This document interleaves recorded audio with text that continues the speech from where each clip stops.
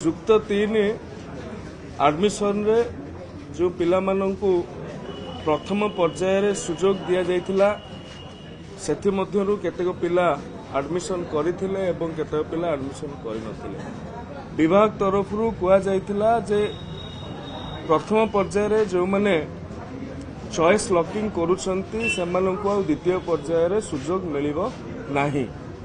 एहाकु मध्य form fill up करिबा पूर्वरु भी निर्देशनामा रे स्थानित करा जायतिला, किंतु जो भली भाव रे जो सान सान पिला माने अछंती केतेक जानिथिले केतेक भी जानि पारि नथिले। जो माने निजे फॉर्म फिलअप करछनी समान जानिथिले, जो माने निकटस्थ कंप्यूटर सेंटर बा जनसेवा केंद्र रे जाई कहिसंती मोर टी फिलअप करै दियंतु सी तो ता अनुसार फिलअप कर दैछि।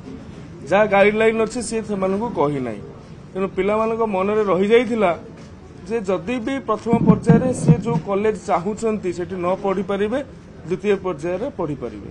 किंतु विभाग एथि पई बंद करथिला जे एडमिशन प्रोसेस टा आगे बहुत लंबा हो जाउछि, ताहाकू कम करिया पई हमर वर्षर 4-5 मास एडमिशन रे न जाउ सेथि पई छात्र छात्री माननकू आगुरु जणै दैथिला।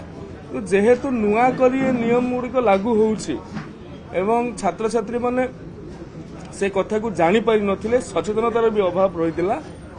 तेणु करी माननीय मुख्यमंत्री महोदय सहित आम परामर्श कलु, से तांकर सहृदय पणिया को देखैकी एवं छात्र छात्री माने बहु संख्या रे उच्च शिक्षा विभागीय अधिकारी एवं मो सहित एपरिकी माननीय मुख्यमंत्री कार्यालय सहित बहु मात्रा रे संपर्क करथिले एवं अनुरोध भी करथिले। तांका अभिभावक माने भी अनुरोध करथिले।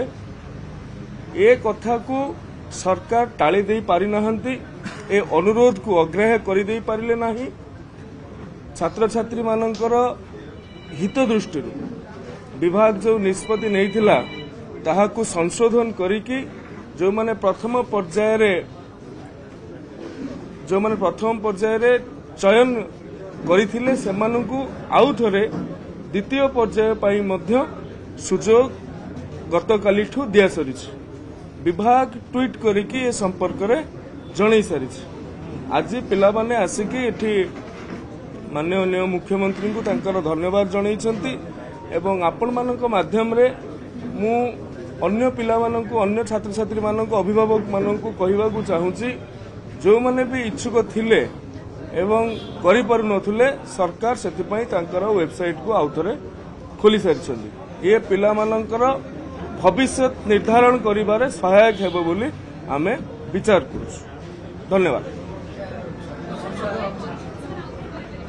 करि परिबे द्वितीय पर्याय रे पाखा पाखी हमर टोटल सीट होची 2,74,000 सेथुरु 2,37,000 पाखा पाखी पिला आवेदन करथिले।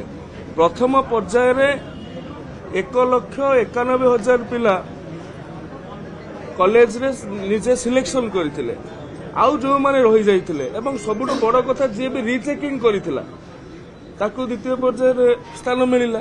जो माने सप्लीमेंटरी देइछंती ए सब कथा जो असंगति रहितिला ताकू भी गोटे मानविकता आधार रे गोटे मानवीय मूल्यबोध आधार रे विभाग ए निष्पत्ति को परिवर्तन करिछि, किंतु आसंता वर्ष एहाकू कड़ाकड़ी भाव में पालन कराछि।